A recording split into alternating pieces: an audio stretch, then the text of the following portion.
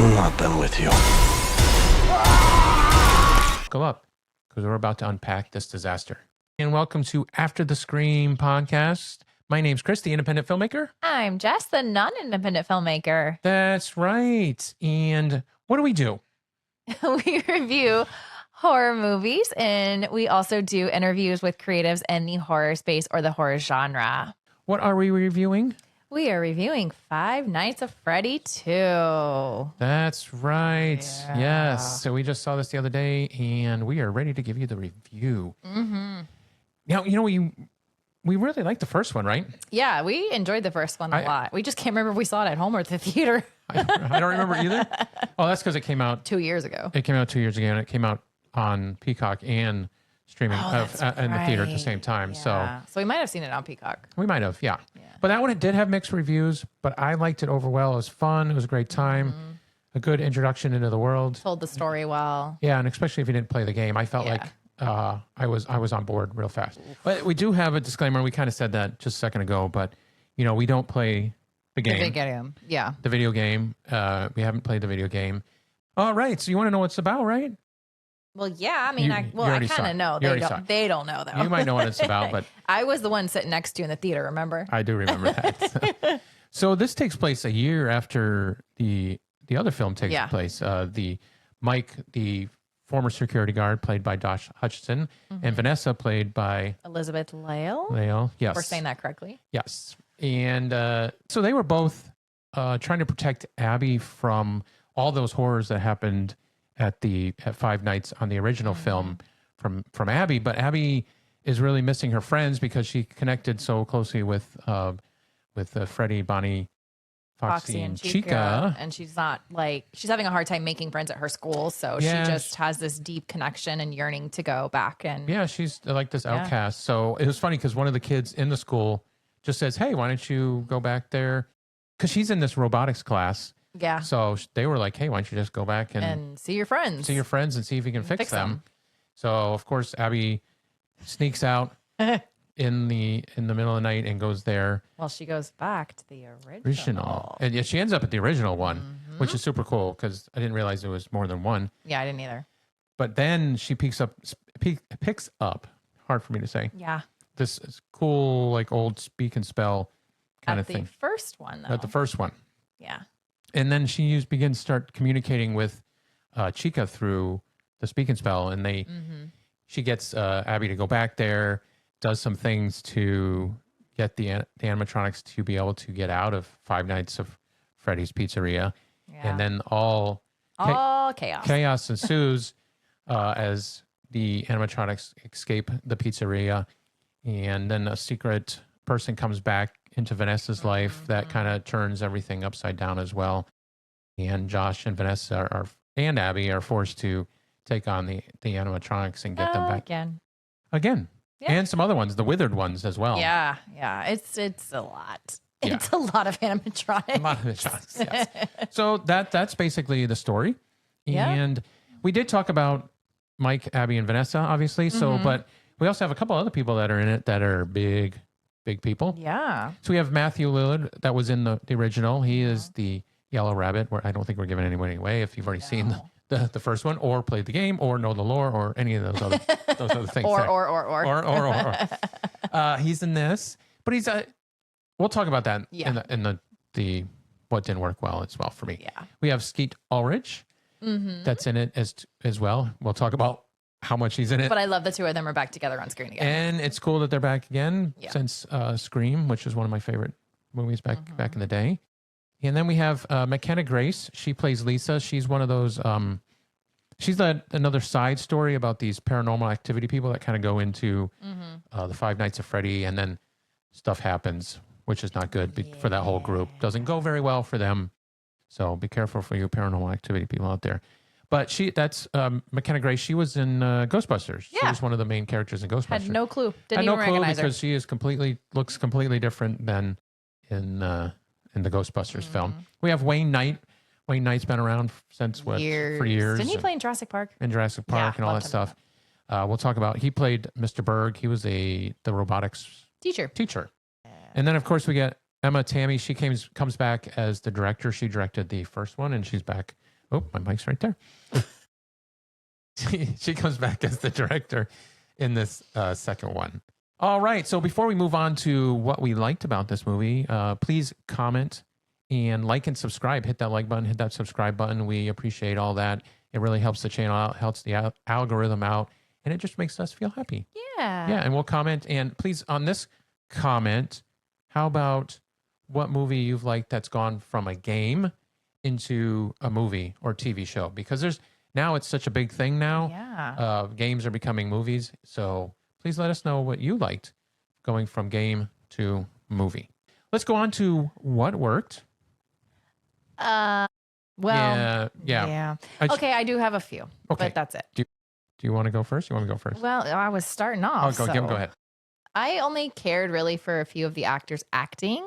And of course, that's my shout out to Matthew Lillard and Skeet Ulrich. I love them both. And I think their acting is always great and on par. And then another thing I think that worked really well was the animatronics absolutely looked amazing. Like they looked like they could be real life characters, like in the real world. And that comes from Jim Henson's creature shop. So a lot of experience there with Jim Henson. So and I thought set design was amazing, and the set design was really did put you in. Yeah, I really felt like it did. It put you in those environments. And then they were like crazy environments because you think these are kid environments, but they're creepy. Very creepy. So it's so funny how the line's drawn. They're like, okay, here's kid and there's creepy. They're really close together. I'm like, I'm not walking in that place by myself. No, I don't. Absolutely My kids not. loved it in the day when it was and it was up not and running. creepy. I agree with you with Matthew and Skeet. I think they're great actors and they've been around for a long time, and I really felt for their characters. But the problem is, well, we'll tell that in the what didn't work as well. There was more laughs. You were laughing a little bit on this one, so there was some good laughs. So yeah, there was more jump scares than the original. So I felt like one got me. One got you, okay. Yeah, but not by much. No, they did add a little bit more in, and I think that's because they did hear the complaints they weren't as many jump scares, and it wasn't as bloody and gory. So they did try to add that in. I didn't think it worked as well, but we'll talk about that in the what didn't work. It's PG-13. So you're not going to get as much as you would if you went to rated R. You can only push it so far, and that is almost I know they want to get that younger audience in because that's, maybe that's the younger audience that's playing the game and knows the lore. But if you raise it to an R, you could really push that horror element a little bit more because you're calling it a horror movie. But again, what kind of horror is it? What kind of? It's the gateway. Oh, it's gateway horror. Yeah. Duh. Hello. Yeah. It's her favorite gateway horror. Gateway horror. Yay. Yeah. So it's really that gateway horror. It definitely is. So I liked the opening scene. When the opening scene started, yes. I was like, oh, this film. Yes, this is going to be great. This is going to be great. It started out good. You got the yellow rabbit. We got a little bit of a kill. And I was like, oh, good. This is set off good. But then after that, we'll get there. Not so much. Yeah. I think it was shot well for the most part. It's got the horror vibe. I like the contrast shadows and that kind of thing. I don't like when horror movies are bright comedy. Like, no, I don't want it to be bright. No, contrasty shadows, all that kind of thing. So I think it looked pretty good for that. Yeah. And then the sound was great. The music score was good. Good retro vibe to it. So another good thing of what didn't work. Yes. Yeah, we got more. And as you know, at the top of the show, we were not big fans of this. No. Not at all. It didn't. It fell flat. It fell flat. It didn't work for us. It missed the mark. And I think really even from the beginning, the pacing was slow. Oh. It took a while to get through that first act. And the characters were very wooden. They didn't seem to gel like they did in the first one. And that's the funny thing about it too, is like, the main cast of Vanessa, Mike, and Abby are the people that just were in the original. So they've been working together and it didn't mesh. It didn't mesh. It was awkward. I felt like, and I hate to say this because I filmmaker and writer and stuff, like the writing just didn't seem to work for me. It was just the dialogue just didn't work. It just lacked dynamic. It just was very stoic to me. And like even the relationship, there was supposed to be some kind of possible blooming relationship between Vanessa and Mike. Yeah. And I get there'll be some awkwardness because the characters don't know what to do, but then it was just like even the people that are playing the characters it just seemed forced and they didn't jive well this time. And I'm like, No. maybe it was because of the script, because it's the same director and the director did the other one. So she knows the films and she knows the lore and all that stuff. So I felt like she directed them fine in the first one. I'm like, but I guess I just have to keep going back to the writing. And I just think that even good actors, like, because I like Josh and I even like the other girl, she's been in a lot of stuff. It just didn't work. Even Abby's character at times, she wasn't believable at all. She had one single motivation, and that was just to find her friends. And I just didn't have any sympathy for her. I didn't feel it as much. No.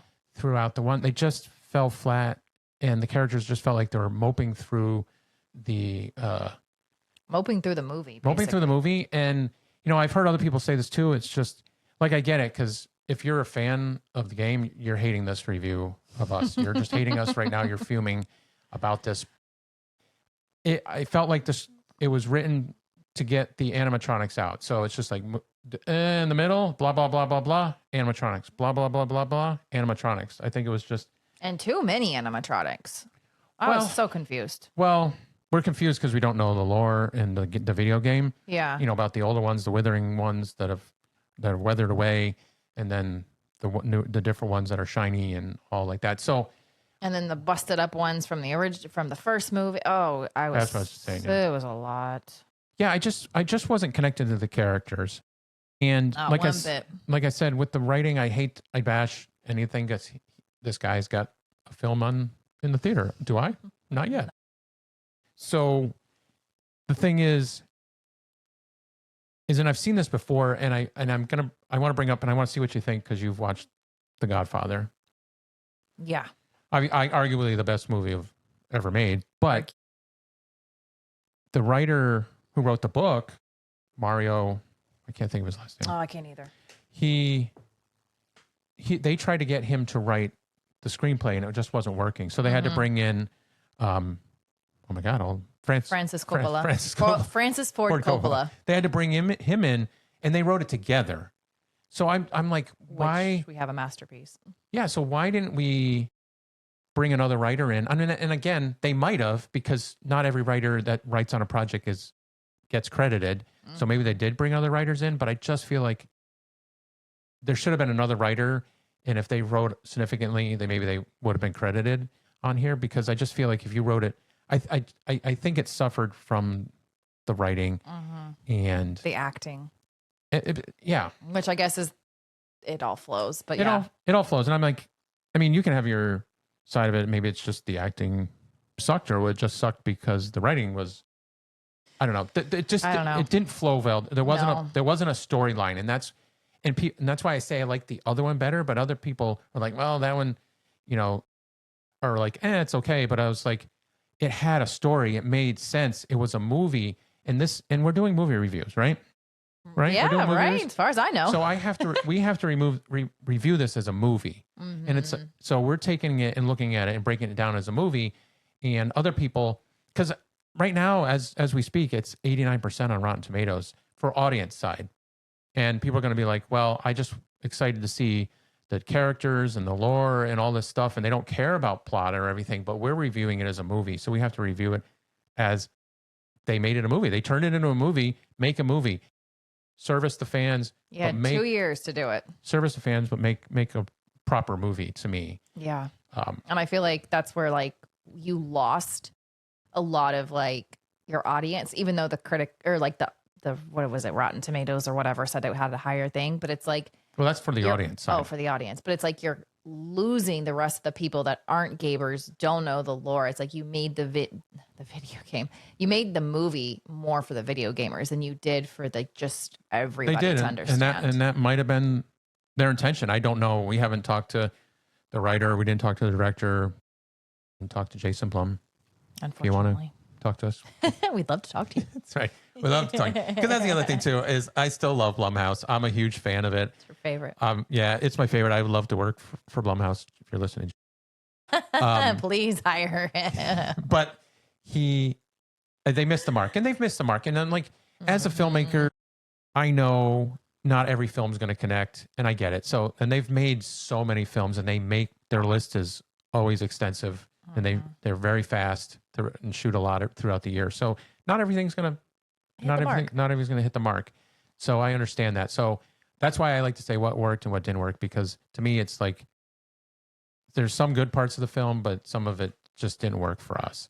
Yeah. And it's going to be for those hardcore fans, those gamers. They're going to love it, and we can tell they already are loving it. But for a person that's not part of that gaming world, yeah, then I don't know if you're gonna really like it. Yeah. And we're not recommending it that you go out and spend your hard-earned dollars. As people that haven't seen it, and if you're people that don't follow the game or the lore or anything like that, we're not recommending. Wait till it comes out on the streaming to go see it. 100%. Yeah, stay home for it. Yeah, we still love you, Blumhouse, but this one is no, they're not. This is a miss. How are we going to rate this on Screaming Smiles? What are you rating it? I'm like a 1.5 to 2. I guess a 2. Okay, I was going to say, I don't want to put 1.5 to 2, but I guess a 2. All right. That's what I'm going with 2. We agree again. We agree again. Yeah. We give it a 2 out of 5 Screaming Smiles. Yeah. Sorry, guys. Sorry, everyone. This one just missed the mark for us. And hopefully, and that's the other thing too. Obviously, there's some things in the trailer, and so they're setting up for the third one. So we all assume that there's going to be a third one, and that's going to really push more towards the Yellow Rabbit and the William Afton side of it. So we're kind of looking. Oh, finally! So we're going to look for that. I'm excited to see, if we explore more of what happened with Skeet and Matthew's character and the Yellow Rabbit and how that all became. That would be super cool to see all that, really, and then to see more of them, because that was the other thing too, is we didn't see them at all. Yeah, we didn't see them enough. They were hardly in that at all. Matthew and Ski were hardly in at all. Yeah, little cameos. So that's our review of Five Nights at Freddy 2. So if you enjoyed this content and you enjoy watching us, please like and subscribe. Hit that like button, please, and comment as well. Yeah, we love the comments. Please comment. Just say hi. Absolutely. And until the next time, we will see you. Have a good night.